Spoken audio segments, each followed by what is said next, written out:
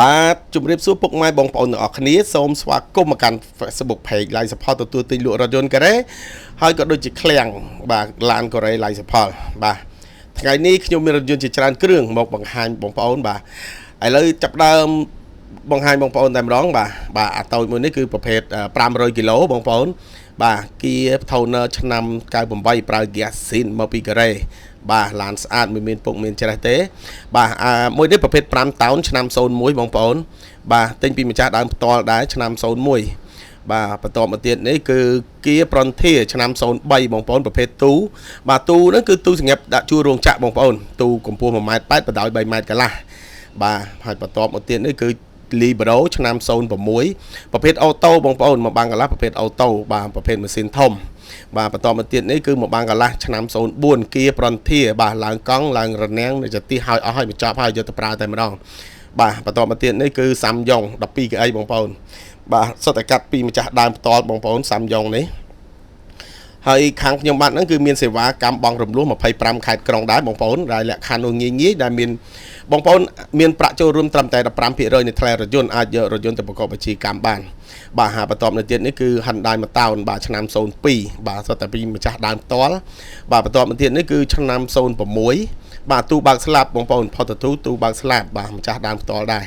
បាទហើយបន្តមកទៀតនេះគឺប្រភេទกระดาษពន្ធ012ផុតទូបាទឆ្នាំ02ប្រភេទទូខ្ពស់ហើយខ្ញុំបាទនោះគឺមានទូបាទទូនេះគឺសម្រាប់1តោនកន្លះសម្រាប់ដាក់ជួររោងចក្របងប្អូនបាទស្តង់ដារដាក់ជួររោងចក្រតែម្ដងបាទឥឡូវសូមនាំបងប្អូនមើលបន្តទៀតបងប្អូនបាទនេះដែរប្រភេទ Libero ឆ្នាំ02បងប្អូនមកបាំងកន្លះលេខដៃបាទឆ្នាំ02ប្រភេទម៉ាស៊ីនធម្មតាGear Cab បងប្អូនហើយបន្តមកនេះ Porter ឆ្នាំ02ប្រភេទ1តោនកន្លះបាទ1តោនកន្លះប្រើ Gear Cab បងប្អូនឆ្នាំ02ហើយបន្តមកទៀតគឺ Kia Paramic 3កន្លះបងប្អូន3តោនកន្លះ Kia Paramic បាទឡានស្អាតហើយខាងខ្ញុំបាទនេះគឺមានសេវាកម្មទទួលទិញចូលដែរបងប្អូនហើយខាងខ្ញុំបាទនោះទទួលទិញចូល25ខេត្តក្រុងបាទបងប្អូនគ្រាន់តែតាក់ទងខ្ញុំបាទតាម Telegram 3ប្រព័ន្ធនេះខ្ញុំបាទនឹងចុះទៅមើលផ្ទាល់តែម្ដងបាទបន្តទៀតគឺ1តោនកន្លះបងប្អូនឆ្នាំ03បាទប្រភេទមួយបាំងកន្លះបាទ Frontier នេះបងប្អូនហើយនេះដែរប្រភេទ Bongo Sri ឆ្នាំ06បាទមួយនេះវាមានដោយក្រោយបងប្អូនអាចលើកអីវ៉ាន់បានហើយបន្ទាប់នេះគឺ Kia Frontier ឆ្នាំ03បាទសិតទូខ្ពស់សម្រាប់ដាក់ជួររោងចក្របងប្អូនបាទសិនបងប្អូនមានតម្រូវការដាក់ជួររោងចក្រគឺត្រូវតែម្ដងប្រភេទទូនោះគឺសិតតែទូខ្ពស់ 1.8 ម៉ែត្របណ្ដោយ3ម៉ែត្រកន្លះគឺគិតសាច់ក្នុងបងប្អូនហើយបន្តមកទៀតនេះគឺHyundai 05បងប្អូនប្រភេទម៉ាស៊ីនធម្មតាបាទ Porter ឆ្នាំ05ប្រភេទម៉ាស៊ីនធម្មតាហើយកង់ចទាសឡើងហើយរាងឡើងហើយដែរបាទហើយបន្តមកទៀតនេះគឺ Kia Bongo Sri បាទមួយនេះឆ្នាំ05បងប្អូនឆ្នាំ05ប្រភេទទូខ្ពស់ដែរគឺទូដាក់ជួររោងចក្រហើយខ្ញុំបាទនោះគឺមានរថយន្តជាច្រើនគ្រឿងដែរនៅតាមបណ្ដាជាងបើសិនបើបងប្អូនមាន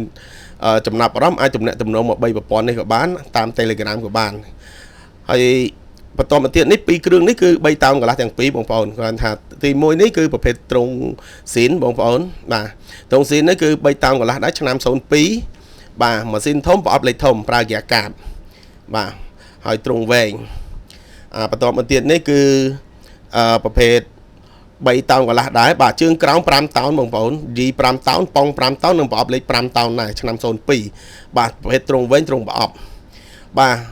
ខាងខ្ញុំបាទហ្នឹងគឺមានរថយន្តជាច្រើនគ្រឿងបាទបើសិនបើបងប្អូនចង់បានរូបភាពបន្ថែមឬមួយក៏ចង់ដឹងតម្លៃបងប្អូនអាចឆាតមកតាមchannel របស់ខ្ញុំក៏បានឬមួយក៏បងប្អូនអាចទំនាក់ទំនងតាម Telegram 3ប្រព័ន្ធហ្នឹងក៏បានបងប្អូនឆាតចង់បានរូបភាពបន្ថែមឬក៏តម្លៃដែរហ្នឹងបងប្អូនបាទហើយទីតាំងរបស់ខ្ញុំបាទហ្នឹងគឺនៅលើផ្លូវទំនប់កប់ស្រូវទល់មុខនឹងក្រាសាំង PTT ជិតខ្លងទ្វារវត្តពូបាទបើសិនបើគិតពីវាយកូនហ្គោលមកខាងខ្ញុំនៅខាងជើងវាយកូនហ្គោលប្រហែលជា100ម៉ែត្របាទចឹងមានរថយន្តជាច្រើនគ្រឿងបាទបងប្អូនអាចទំនាក់ទំនងផ្ទាល់មកបាទនេះគឺឃ្លាំងខ្ញុំបាទផ្ទាល់តែម្ដងខាងខ្ញុំបាទនេះគឺមានយកឡានអ្នកដតីយកមកផ្សព្វផ្សាយទេគឺផ្សព្វផ្សាយតែរថយន្តរបស់ខ្លួនឯងផ្ទាល់តែម្ដងបាទហើយខាងខ្ញុំបាទសុទ្ធតែទិញពីម្ចាស់ដើមផ្ទាល់បាទខាងរថយន្តទាំងអស់គឺធានាឯកសារទាំងអស់ឯកសារគ្រប់បាទហើយនេះគឺឃ្លាំងរបស់ខ្ញុំបាទផ្ទាល់តែម្ដងបាទឃ្លាំង Live Support បាទសូមអរគុណនិងសូមជម្រាបលា